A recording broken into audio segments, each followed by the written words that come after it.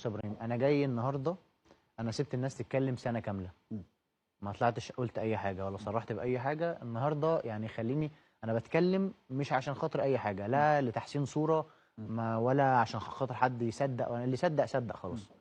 انا جاي احكي بما يرضي الله وقدام ربنا. انا يعني كل كلمه هتطلع مني ربنا شاهد عليها. فانا مش جاي اجمل اي حاجه ومش جاي اعمل اي حاجه. اللي خلاص اللي خلص خلص واللي حصل حصل.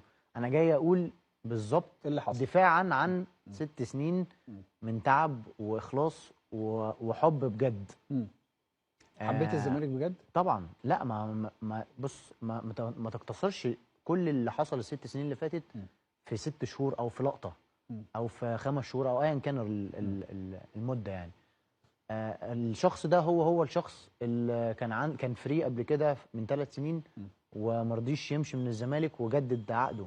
ايه القصه دي بقى؟ ايه هو القصه هو دي؟ نفس الشخص اللي كان عنده شرط جزائي وكان ممكن اي نادي يجي يدفع ده وهو كان ما شرط رضيش. جزائي 25 مليون ساعه ما جالك عقد قطر. 30 مليون 30 30 مليون مليون جنيه 30 مليون جنيه الشرط يعني الجزائي. اقل من وقتها، ما اعرفش كان الدولار بكام، بس يعني كان يعني 1.5 مليون او حاجه رقم يعني، او 1.2 مليون حاجه رقم كده. لحد ما وصلنا العرض ده لما جه النادي بتاع الريان، قلت لهم تفاوضوا مع نادي الزمالك ووصل العرض ل 5 مليون دولار. حصل.